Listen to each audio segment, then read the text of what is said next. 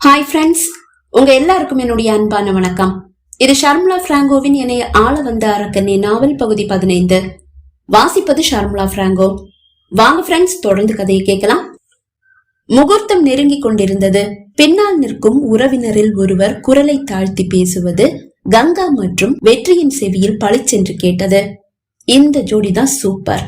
அன்னைக்கு தஞ்சையிலேயே நான் சொன்னேன்ல, இவங்க முடிவு பண்ண மாப்பிளைய விட கட்டாய தாலி கட்டினவர் தான் கங்காவுக்கு பொருத்தமா சூப்பரா இருக்காருன்னு. இப்ப இவரையே ரகுராம் மாப்பிள்ளையாக்கிக்கிட்டாரே. கேஸ் நடந்துட்டு இருந்ததுல அது என்ன ஆச்சு? அதையெல்லாம் வாபஸ் வாங்கிட்டாரு. இப்படி ஒரு மருமகனா அவரே தேடினாலும் கிடைக்காதே. பிலிம் ஸ்டார் வேற. ஃபர்ஸ்ட் படமே சூப்பர் டூப்பர் ஹிட். 25 கோடி தான் செலவு பண்ணி சினிமா எடுத்தாங்களாம். ஆனா ஒரே வாரத்துல 150 கோடியை தாண்டிடுச்சு. இப்பவும் எல்லா தியேட்டர்லயும் ஹவுஸ் ஃபுல்லா சினிமா ஓடிட்டு இருக்கு. இனி இவரு முன்னணி ஹீரோக்கள்ல ஒருத்தர் ஆயிடுவாரு. ரகுராம் யோசிச்சுதான் இப்படி ஒரு முடிவை எடுத்திருக்காரு. நல்ல முடிவை தான் எடுத்திருக்காரு. மாப்பிள்ளை என்ன சும்மாவா? பாக்க அப்படியே இளவரசன் மாதிரில இருக்காரு. அந்த இருவரின் உரையாடல் இன்னும் தொடர்ந்து கொண்டே செல்ல கங்கா மெல்ல விழிகளை திருப்பி வெற்றியை பார்த்தாள். என்ன என்று விழிகளால் கேட்டான் வெற்றி. இல்லை என்று தலையசைத்தவள், அவர் சொன்ன மாதிரி இளவரசர் மாதிரி தான் இருக்காரு. வெற்றி நெருங்கிதான் அமர்ந்திருக்கிறான். ஆனாலும் தன் பங்குக்கு அவளும் மெல்ல நகர்ந்து இன்னும் நெருக்கமாக அமர்ந்தாள். கெட்டி மேளம் முழங்கியது. அவள் கழுத்தில் தாலி கட்டும் போது வெற்றி வேண்டுமென்றே அவள் கழுத்தை மெல்ல வருடியபடியே தாலியை பின்னால் கொண்டு வந்து அவள் கழுத்தில் கை வைத்து தாலி கட்டினான். அவள் உடல் சிலிர்த்து கொண்டது. விழிகளை உயர்த்தி அவனை பார்த்தாள். கண்ணடித்தான் வெற்றி. அவள் தலையில் பக்கெட்டு பக்கெட்டாக ஐஸ் கட்டியை கொட்டியது போல் உணர்ந்தாள். தாலி கட்டி முடித்தவன் அவள் அருகில் இன்னும் நெருக்கமாக ஒட்டி உரசி அமர்ந்தான். வேண்டுமென்றே கையை உயர்த்தி சட்டையை சரி செய்வது போல் அவளை உரசி கொண்டே இருந்தான். பூமாலையை அவள் கழுத்தில் அணிவிக்கும் போது கூட அவள் கழுத்தை வருடி சூடேற்றினான். குங்குமம் வைக்கும் போது அவளை மார்பில் சாய்த்துதான் குங்குமம் வைத்தான். அவன் ஒவ்வொரு செயலும் கங்காவை சூடேற்றி கொண்டே இருந்தது. அம்மி மிதித்தவளின் பாதத்தை தொட்டு தூக்கும் போது அவன் கரம் ஆசையாய் அந்த பாதத்தை வருடியது. மெட்டியை அணிவிக்கும் போது அந்த விரல்களை மெல்ல வருடினான். அந்த ஸ்பரிசம் அவன் மீது இருந்த கொஞ்ச நெஞ்ச கோபத்தையும் அடியோடு விரட்டி அடித்தது. அவனது நெருக்கம், ஸ்பரிசம் அனைத்தும் அவனோடு கிடைக்கும் அந்த தனிமைக்காக அவள் மனதை ஏங்க வைத்தது. அடுத்து வந்த ஒவ்வொரு நொடியும் அவளுக்கு யுகங்களாக தோன்றியது. ஒரு வழியாக அனைத்தும் முடிந்து விருந்தும் முடிந்து அவள் அப்பா அம்மாவும் விடை பெற்று சென்று விட்டனர். வெற்றியின் வீட்டாரும் வீடு வந்து சேர்ந்து விட்டனர். திருமணத்திற்கு வர முடியாத உறவினர்கள் அவர்களது வீட்டில் வந்து வாழ்த்தி செல்ல வீட்டு வாசலில் பந்தல் போட்டு அங்கும் விருந்து நடந்தேறியது. அழைத்த அனைத்து உறவினர்களும் வந்து விட்டனர். ஆனால் கார்த்திகாவின் குடும்பம் மட்டும் திருமணத்திற்கு வரவில்லை. வந்த உறவினர்களை வெற்றியும் அவனது அப்பா அம்மாவும் உபசரித்துக் கொண்டு இருக்கும் போது ஆனந்த அதிர்ச்சி கொடுத்து கார்த்திகா புன்னகையோடு வீட்டிற்குள் ஏறி வந்தாள். அவளை கண்டதும் வெற்றிக்கும் அப்பா அம்மாவுக்கும் மகிழ்ச்சி தாழவில்லை. வாம்மா வா, அன்போடு அவளை வரவேற்றனர். அவளை கண்டதும் ஏனோ கங்காவின் விழிகள் வெற்றியே ஏறிட்டது. அவன் விழிகளில் கார்த்திகாவை இழந்த வேதனை நிழலாடுவதை கங்கா கண்டாள். ஒரு நொடிதான் கங்காவை ஓர பார்வையால் பார்த்தவனின் விழிகளின் பாவம் மாறியது. அவள் தவறாக நினைத்து விடுவாள் என்று நினைத்தானோ அல்லது தன் வலி அவளை தாக்கும் என்று நினைத்தானோ தெரியவில்லை. ஏனோ கங்காவின் தலை குனிந்தது. இந்த காதல் ஜோடியை பிரித்த பாதகி அவள் அல்லவா?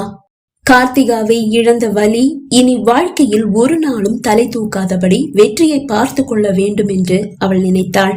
வெற்றியின் அருகில் வந்தவள் கங்கா அருகில் நிற்பதை கூட பொருட்படுத்தாது அவன் கரத்தை பற்றினாள்.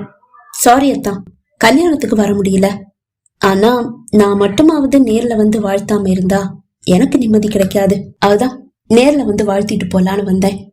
கையோடு கொண்டு வந்த பரிசை கங்காவிடம் நீட்டினாள் கார்த்திகா. இது உனக்கு கங்கா. அந்த பரிசை வாங்க கங்கா தயங்க, வாங்க கங்கா வெற்றி கூற கங்கா வாங்கி கொண்டாள்.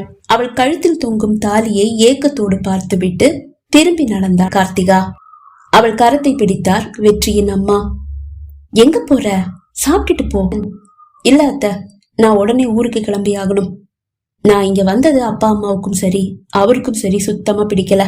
யார்கிட்டயும் சொல்லாம வந்தியா? இல்ல இல்ல, சொல்லிட்டு தான் வந்தேன். அது எப்படி சொல்லாம வர முடியும்? அத்தா இப்போ கையெட்டா தூரம் உயரத்துல இருக்காரு. அந்த குற்ற உணர்ச்சி தான் அப்பா அம்மாவுக்கு. இப்படி ஒருத்தரை நான் காதலிக்கும் போது அவர் நல்லவர் இல்லைன்னு சொல்லி இன்னொருத்தருக்கு என்ன கட்டி வச்சாங்க. அந்த குற்ற உணர்ச்சியில அவங்க தலை நிமிர மாட்டேங்குது. என் கழுத்துல கட்டாய தாலி கட்டுன நடராஜன் அத்தானும் நிமிர்ந்து என்ன பார்க்க முடியாம தலைய தொங்க போட்டுட்டு தான் உட்கார்ந்துருக்காரு. இதுல ஒரு வேடிக்கைய பாத்தீங்களா? அத்தான் நல்லவர் இல்லைன்னு சொன்னவதான் இப்ப அத்தானுக்கு மனைவியாகி இருக்கா. விழிகளை திருப்பி கங்காவை பார்த்தாள் கார்த்திகா. கங்காவின் தலை குனிந்தது. அலட்சியமாக சிரித்த கார்த்திகாவின் விழிகளில் தீராத பகையை கண்டான் வெற்றி. கங்காவின் கையில் இருக்கும் அந்த பரிசு பெட்டியை பார்த்தவனின் விழிகளில் லேசான பயம். கார்த்திகா, நீ உங்க அப்பாவை குத்தம் சொன்ன ஓகே, ஆனா என் தங்கச்சி எதுக்காக குத்தம் சொன்ன? என் தங்கச்சி வெற்றி மருமகனா வரணும்னு தானே ஆசைப்பட்டா. ஆசைப்பட்டதெல்லாம் உண்மைதான். ஆனா எனக்கு கட்டாய தாலி கட்டி நடராஜன் தான் அவங்க வீட்டுக்கு கூட்டிட்டு போனதுக்கு அப்புறமா வெற்றியை விட நடராஜன் தான் பெட்டர் அப்படின்னு சொல்லி எனக்கு அட்வைஸ் பண்ணது அம்மா தான். வெற்றி அத்தானுக்கு வேலை இல்ல, அதுவே நடராஜன் அத்தானுக்கு கவர்மெண்ட் ஜாப் இருக்கு. அதனால நடராஜன் அத்தான் போதும்னு அம்மாவும் நினைச்சிட்டாங்க. யாருக்கெல்லாம் வெற்றி அத்தான் மேல நம்பிக்கை இருந்ததோ இல்லையோ, எனக்கு வெற்றி அத்தான் மேல நம்பிக்கை இருந்தது. இன்னைக்குதான் அவர் உச்சத்துக்கு வந்திருக்காரு. இப்படி ஒரு நிலைமைக்கு அவர் வர்றதுக்கு முன்னாடியே அவரை நான் உயிரா காதலிச்சிருக்கேன். அதை யாரும் மறக்க வேண்டாம். அன்னைக்கு அவரை வேண்டான்னு சொன்னவங்க எல்லாம் இன்னைக்கு அவர் உச்சத்துக்கு வந்ததும் வந்து ஒட்டிக்கிட்டாங்க. ஓர பார்வையால் கங்காவை பார்த்தபடி பேசினாள் கார்த்திகா. கார்த்திகாவின் வார்த்தைகள் ஒவ்வொன்றும் கங்காவை முள்ளாக தைத்தது. அவன் இப்படி ஒரு நிலைமைக்கு வரும் முன்பே அவனை அவள் காதலிக்க ஆரம்பித்திருந்ததை யாரிடம் கூறுவாள்? வெற்றியும் தன்னை தவறாக நினைத்து விடுவானோ என்ற பயம் அவள் மனதில் தலை தூக்கவே செய்தது. அப்போது வெற்றியின் அப்பாவுக்கு ஒரு போன் வந்தது. அவர் செல்போனை எடுத்துக்கொண்டு வீட்டிற்கு வெளியே சென்றார். கார்த்திகா, அதுதான் வந்துட்டல்ல, சாப்பிட்டுட்டு போ. இல்ல அத்த, இன்னொரு நாள் நான் கண்டிப்பா வருவேன். அன்னைக்கு கைய நனைக்காம இங்கிருந்து போக மாட்டேன். மெல்ல விழிகளை திருப்பி வெற்றியையும் கங்காவையும் ஒரு முறை பார்த்தவள் சட்டென்று திரும்பி நடக்க ஆரம்பித்தாள். வாசல் வரை வந்து அவளை வழி அனுப்பி வைத்தார் அம்மா. போன் பேசிவிட்டு வீட்டிற்குள் வந்த அப்பா, என்னாச்சுல்லதா? கார்த்திகா முகமே சரியில்லை, நீ அவளை ஏதாவது திட்டுவியா? இல்லங்க, நான் திட்டல. அப்புறம் ஏன் முகத்தை இப்படி கோபமா வச்சுட்டு போறா? நான் அவ எதிரில வரேன், அது கூட அவ கண்ணுக்கு தெரியல. கோபம் அவ கண்ணை மறைச்சிருக்கு. அப்படியா? இங்கிருந்து நல்லா தாங்க பேசிட்டு போனா. சாப்பிட்டாளா? எங்க? இப்பதானே வந்தா, உடனே கிளம்பிட்டா. சாப்பிட சொல்லலையா நீ? சொன்னேங்க, ஆனா இப்ப எதுவும் வேண்டாம், இன்னொரு நாள் கண்டிப்பா வருவேன், அன்னைக்கு கைய நினைச்சிட்டு தான் போவேன்னு சொல்லிட்டு கிளம்பி போயிட்டாங்க. நானும் கவனிச்சேன்லதா, அவ வீட்டுக்குள்ள வந்து வெற்றிய பார்த்து பேசும்போது நல்லாதான் பேசுறா. ஆனா கங்காவை பார்க்கும்போது அவ பார்வையில ஒரு கோபம் இருக்கு. அவளுக்கு கங்கா மேல கோபம்னு நினைக்கிறேன். அப்படியா? அப்புறம் எதுக்குங்க இவ இப்ப வந்துட்டு போறா? அவங்க அப்பா அம்மா மாதிரியே இவளும் வீட்லயே இருக்க வேண்டியது தானே. அதுக்காக வந்தவளை ஏன் வந்தேன்னு கேட்கவா முடியும்? சரி வா. அம்மாவோடு வீட்டிற்குள் வந்த அப்பா உற்றார் உறவினர்களை அன்போடு உபசரித்து கொண்டிருக்க, வெற்றி தனியாக ஒரு ஓரத்தில் வந்து நின்று யாருடனோ போனில் பேசிக்கொண்டே இருந்தான். மணமேடையில் அமர்ந்து கங்கா கழுத்தில் தாலி கட்டி முடியும் வரை மட்டுமே வெற்றி சிறிது ஓய்வாக இருந்தான். அதன் பிறகு அவனுக்கு வாழ்த்து கூறவும் புது படத்திற்கு டேட் கேட்டும் அழைப்புகள் இடைவிடாமல் வந்து கொண்டே இருக்கிறது.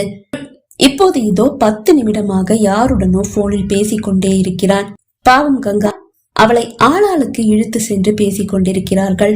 அறிவும் நண்பர்களும் வெற்றியை விட்டு விலகாது அவனை சுற்றியே வட்டமடித்துக் கொண்டிருந்தனர். எம்எல்ஏ அன்புமணி மேடைக்கு வந்து வாழ்த்தி சென்றிருந்தார்.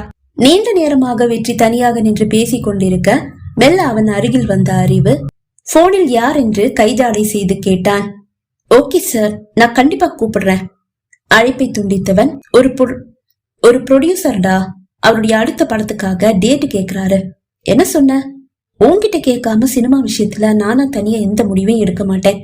என்னுடைய இந்த வெற்றிக்கும் பேர் புகழுக்கும் சொந்தக்காரன் நீ மட்டும்தான். அதை மறந்து என்னைக்குமே நான் எந்த முடிவையும் எடுக்க மாட்டேன். இந்த உள்ளம் இதுதான்டா பெருசு. ஆனா எல்லா இடத்துலயும் நீ என்ன நினைச்சு உனக்கு வர்ற நல்ல நல்ல வாய்ப்புகளை நழுவ விடாத. அது உன்னுடைய வளர்ச்சியை பாதிக்கும்.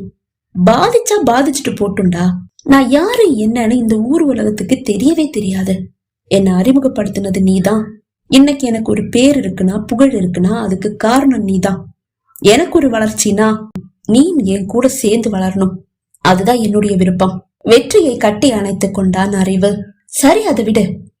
உனக்கு இன்னைக்கு கல்யாணம், அதனாலதான் ஷூட்டிங் வேண்டான்னு ஷூட்டிங்க நிப்பாட்டி வச்சோம். ஆமா, ஆனா நீ இவ்வளவு பிஸியா இருக்கியேடா.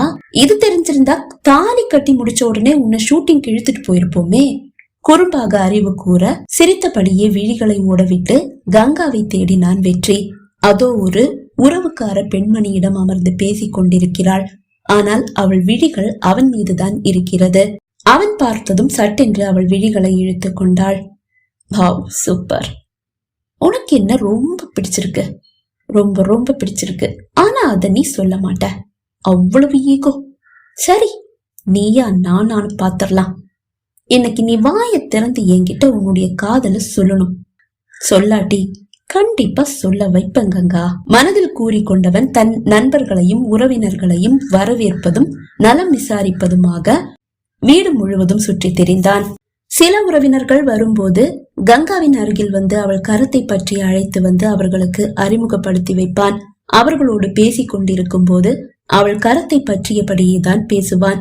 அவர்களோடு பேசி முடிந்ததும் அவர்களை உண்ண அனுப்பிவிட்டு அவள் கரத்தையும் விடுவித்து விடுவான்.